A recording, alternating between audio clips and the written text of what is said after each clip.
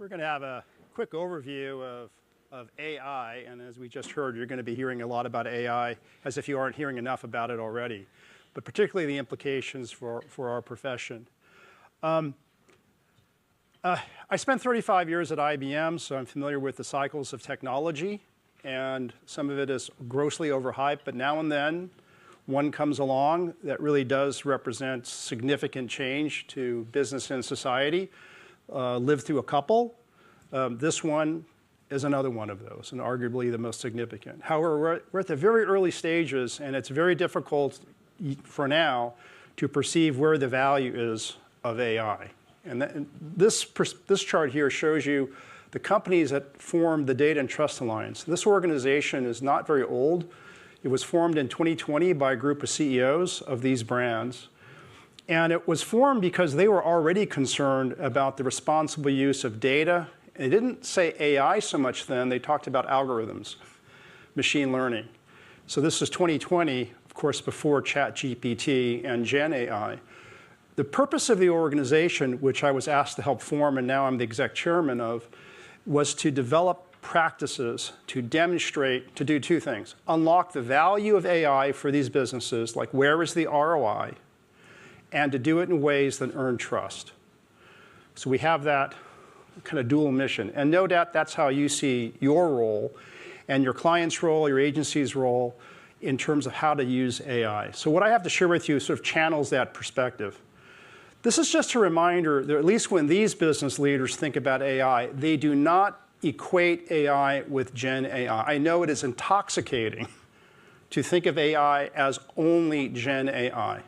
They do not. This is a McKinsey chart just to remind all of us that they have been investing, business has been investing in data, machine learning, and analytics, and now Gen AI for a very long time. The question, though, is where is the value? This is a chart we used at our last CEO meeting of those businesses in October. They completely agreed with this framing, which is you're probably going to get value in two ways. And don't conflate the two. One is productivity. So if you're old enough, like I am, when we first got our first, Excel spreadsheets and word processors, those were new tools that drove personal productivity. The internet drove productivity. Apps on mobile devices drove productivity. And so when you hear about AI use cases where software engineers are using it to write code, or marketers or communications people or lawyers are using it as co-pilots to enhance their personal productivity, that's bucket number one. Right now, all businesses are going after it. They have the appropriate safeguards, which we should talk about, to ensure they don't give away intellectual property. They're looking for bias, all these different things. But they are seeing real value, productivity. The second one is a thing that sort of haunts these CEOs because their predecessors were disrupted, not by productivity, but by entirely new kinds of business models. And we can talk about it too. And that's business innovation, not technology innovation, business innovation. Think Airbnb, Uber, Spotify, Netflix. And what those businesses, Amazon, PayPal, what those businesses did to the incumbents in those industries. Right? And they're not the same, but they both represent value capture. I could update this chart every day. Just a reminder that whether you're in marketing or communications, corporate affairs, people are using AI for productivity. If I were still on the job at IBM, and I looked at a chart like this, which is now like weeks old, maybe months old, I would feel anxiety. Because I do, with the exception of ChatGPT, I do not recognize any of these tools. And that's the way you should think about it. These may be companies, but they're tools. And is this overhyped? Undoubtedly. Do they do what they purport to do? Who knows? But the fact that they're out there trying to be made available to professionals in their use. And this is just that. If you look at the next one, which is a double click into just imaging tools, another 50. So my point of this is not to chase these shiny objects. My point is there are lots of tools that are available to make our work as professionals more productive. It has to do with literacy. See, are we surprised by these things? Do we not even know what they can do? or are we rapidly learning? If you look at, this is productivity. So if you decompose our profession into the work that we do, dealing with influencers, whether they are journalists or whether they're social media influencers or others, planning campaigns, trying to measure impact, developing all kinds of content, a word I don't like, but whether it's long form copy or briefs or videos or whatever, there's no question that these tools have value. Why? Because these tools, our work, in most cases, does not require a factually accurate answer.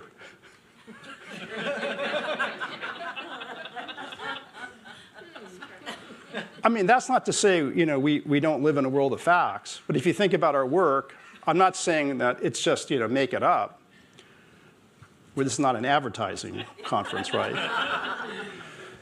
This is a world of possibilities and creativity and a world of options and different approaches and different ways of phrasing things and creating. So in that world, a factually correct answer is not the primary objective here.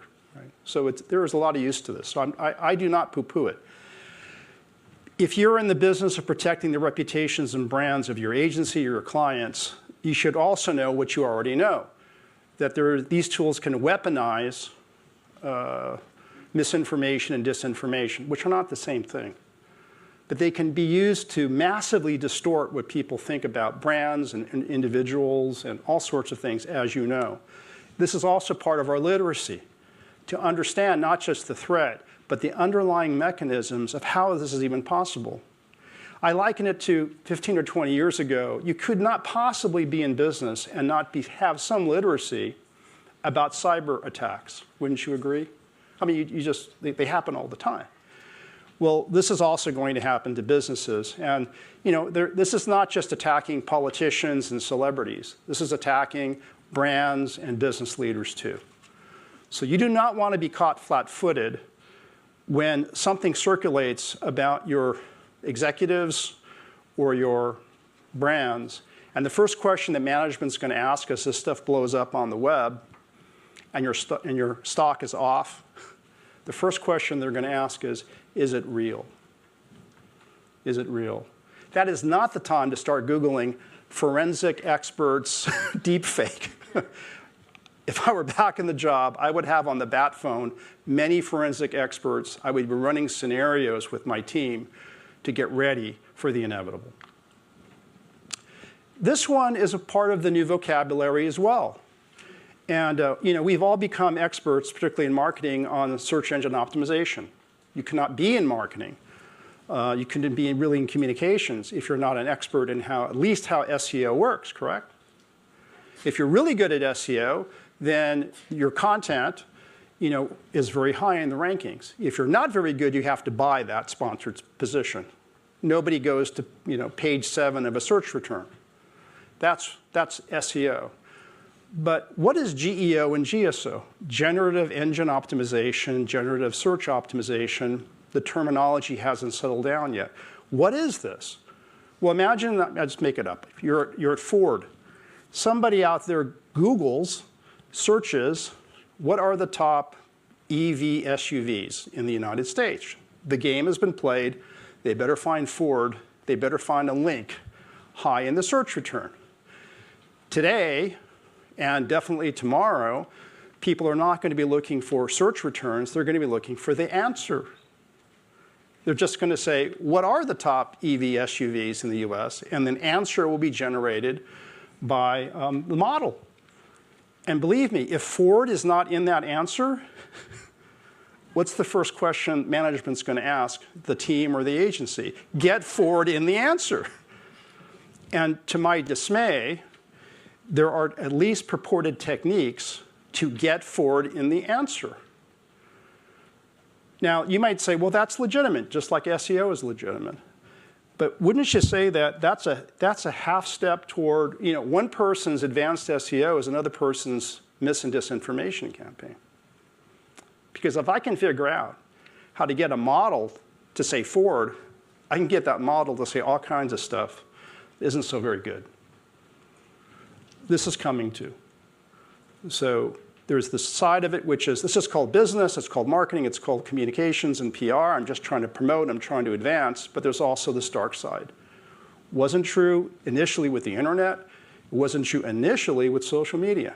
It's immediately true in a world of AI. I'll summarize this a bit later too, but let me just go through here. Clearly, this is a time to enhance your literacy. Please do not think of AI as Gen AI.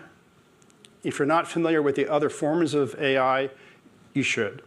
Understand, you don't have to be an expert on neural networks or backpropagation, but you need to understand the mechanisms so you can trust the output.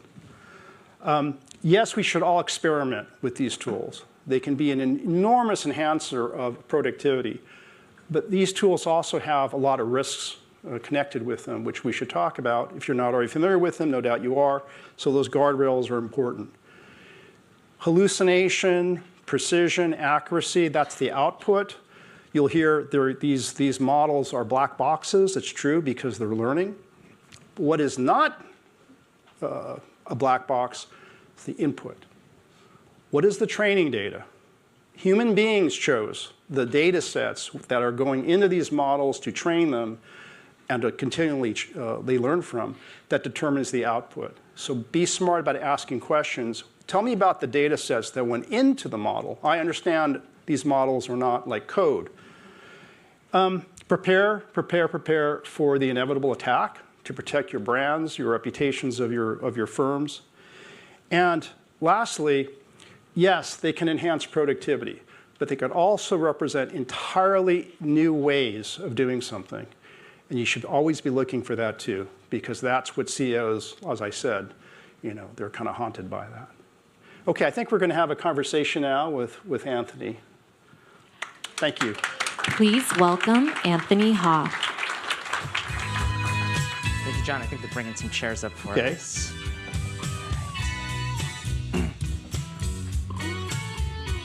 While they're bringing them, I'll mention that this is one of the sessions where we are going to have audience Q&A, so please do start thinking about those questions. I think this is all going to go pretty quickly. John, you covered a lot there, and I'm going to try to squeeze questions about all that into a pretty short time frame. Maybe I'd start with your last point, which is, and I think that actually connects to your first point, about leading these AI transformations at your company, and particularly focusing less on productivity gains, or not solely on the productivity gains, but also on business innovation. Are there any examples that you've seen so far of good business innovation, business model innovations with AI, or methodologies for how you find those? Sometimes productivity is so discontinuous. I mean, it's such an enormous productivity gain. It represents an innovation. And some of the pharmaceutical companies, as part of the Data and Trust Alliance, are beginning to see such enormous productivity in drug discovery. It feels like a game-changing innovation. In other words, if we started a drug company today, we would probably say, let's go straight to an AI-based pharmaceutical firm. Right. And I think that's the kind of thing that they say, we're not going to let that happen if you're J&J or you're Pfizer.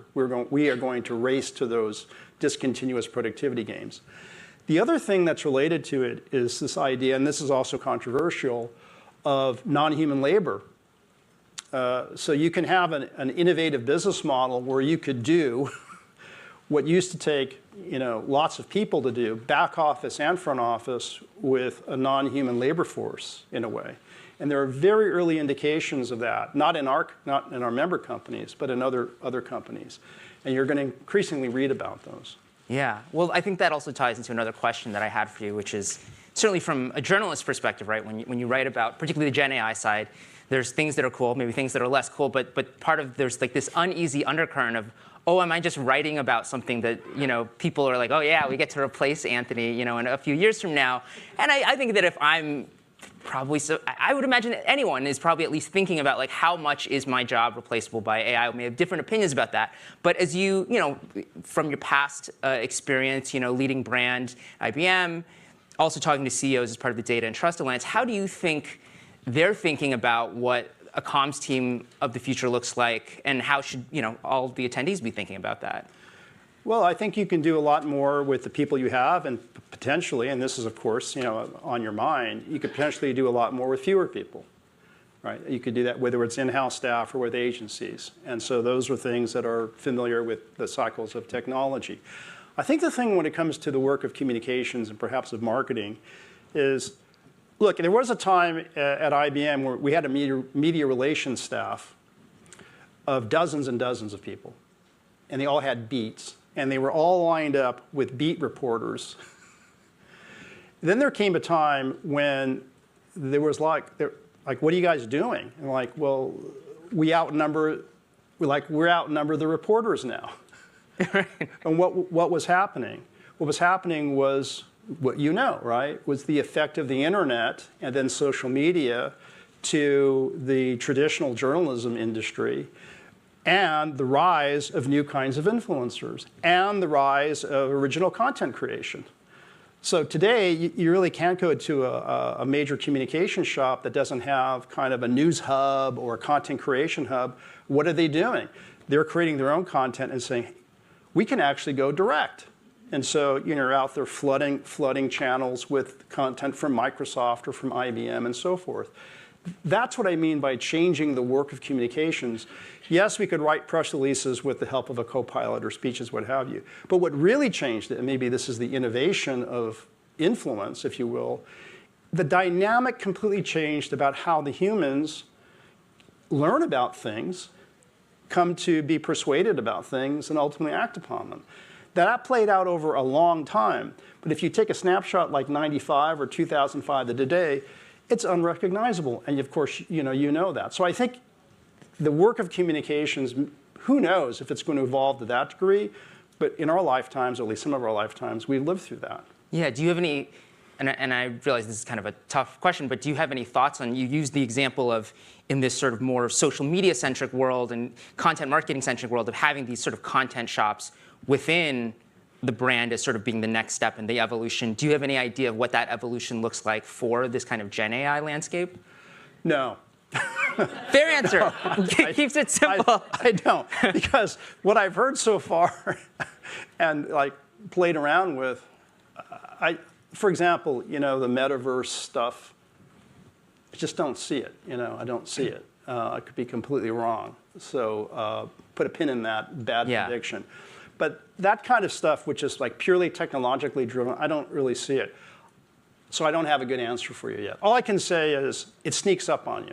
Yeah. I think one thing that I got the sense you have thought a little bit about from our conversation before is maybe one of the distinctions I see between sort of the past transformations is, again, with social media, it was, hey, like maybe this sort of source of authority and creativity is getting diffused, but it's still about creativity spread out among all these people. Whereas now we're talking about potentially, like it's machine creativity. Does that even count as creativity? And I think it sounds like you've been thinking a little bit about what does even creativity mean in the next 10 years? Okay, this becomes almost like, a philosophical, because what you're really asking, that's this kind of line of inquiry is really asking what is intelligence? What do we do? And I heard somebody say, you can make an argument that most people are little chat GPTs. That we go through life reading things, listening to people, watching things, learning, and then when somebody asks us a question, we're very good at sort of saying, oh yeah, that's why the sky is blue, and that's why these numbers add up to that, or I have an opinion about that movie. Is that a cynical view about humans? I don't know. We're learning creatures. Does that mean that we're going to be replaced because these things never stop learning? They have an infinite capacity while we're sleeping to learn, and they have all the data in the world? That's kind of scary. I do think creativity, though, is not just endless repetition or variations of what has come before. So the real challenge, I think, for us is, are we capable of original thought? Right. It's a tall order. Well, and I think also sometimes it takes, some iteration and less original thought to get there. But let's put that aside, because I think we could be here for like another hour or two. Let's talk about something maybe a little bit more tactical. Is you talked about the threat of misinformation, whether deliberate or through hallucinations. And you talked about this idea of, you should have forensic experts on the phone. You should be thinking about scenarios. What else can the folks in the room do so that they can be proactive about this rather than just reactive when the fire starts? Right now, we are not making, from the there was a time when some of the companies in the alliance thought that they were going to win by building their own foundation models. And then IBM, a member of the alliance, said it's going to cost you a minimum of $500 million to get started. And they were like, well, we're not going to build a foundation model. Right. Like, you're not. Which means you're going to be using other people's tools. So my advice is if you have questions about bias, explainability, hallucination, which is really another way of saying accuracy, you have to get smart about asking questions. Right now, the vendors have all the power. Right? We just, we don't look at the terms and conditions. We just want the tool. So we download and start asking. We have to be smarter buyers, particularly given the risks involved. And that means asking questions of the vendors. And that's what I meant, that data quality is the key to a lot of this. So one of the things the Alliance has hammered out, it's taken 2 years, is a set of data provenance standards. All that means is, where did the data come from? I'm talking about the data that goes into these models. So if you're dealing with OpenAI, you're dealing with Google, dealing with Microsoft, dealing with IBM, to say, before we really deploy this tool, we have a few questions for you. What's that? Tell us about the data sets for the training data, and tell us about the data sets that went into the training data. Tell us about where, when, who, how. Was the data captured and collected, or was the data synthesized and created? Do you have intellectual property rights to the data? And these aren't like yes or no, and therefore it's like you have to know. Because look at those 50 tools. How are you going to qualify the tools? And part of this is just being a better buyer, being a better consumer. Right. And maybe talk a little bit more about how, I guess you ask those questions, right? Yeah. You get, presumably, especially as the field evolves, people are going to have better answers to that. How do you actually then, what's the next step after that? Because presumably, right now, if you say somebody's like, I don't know, and then you're like, well, I'm not going to work with them. But in the future, maybe they have sort of a half-assed answer, if you will. How do you figure that out? Well, as a consumer, you might say, look, I just want a tool. I'm just going to download and use it. And if they're collecting all my personal information, I guess I don't care. But if you're doing it on behalf of your firm, I think the answer is we're not using those tools because they're not giving us good answers or trustworthy answers. Or at least we know what the risks are in using these tools. And most of the major corporations, at least, have safeguards in place to make sure that they either have an approved list of tools, and they've asked the questions, or they're telling you, before you download something and use it, we want you to have these kinds of criteria in mind. Because we're at that moment now where it's so frothy, people are just downloading these things, or not downloading, they're just using these things, and they're not paying enough attention to the risks. Even if they are aware of the risks, they don't know what to do about the risks. And what I'm recommending here is ask questions about mostly about the data. And we're going to open it up in just a minute. Let me ask you one more question before we do that. You mentioned actually sort of the metaverse earlier, and obviously if you've been around for a while, you've seen these other cycles of things that maybe haven't turned out to be total snake oil, but they haven't lived up to the promise. And if you really went big on those, that was probably a huge waste of time and kind of made you look a little bad within your organization. How now, as we're sort of in this overhyped but also potentially transformative period, how can someone balance on the one hand, I want to know about this, I want to invest my time in this, but also what if half of this turns out to be BS? The thing that, first of all, I think that one of the mistakes I made in terms of those nonsense technologies, I think I have an avatar in Second Life that's still wandering around waiting to talk to somebody. That turned out to be nonsense, right? Or maybe it was the precursor to the metaverse, and the metaverse will turn out to be something. I doubt it. The thing that strikes me about Gen AI, which is not the same thing as AI, is we've all seen the chart about ChatGPT's adoption being 100 million users within 20 minutes or something. Here's the difference. what did you do when you first downloaded the Netscape Navigator browser? Well, you're too young, but like, what did people do when they first got an app on their phone or something? Like, what did they do? I'm going to assure you they did not do banking, right? Yeah. And we did not do that in 1995 when we first got on the internet. What did people do with ChatGPT, like within hours? Homework, memo writing, presentations. I'm at Yale now, and I teach. Within days, the students were already using it, and there was this furor among the faculty, like, what's the policy? And some professors said, ban it. Others you can't ban it. You can. So now here's my point. It was used almost immediately for productivity, like for real things.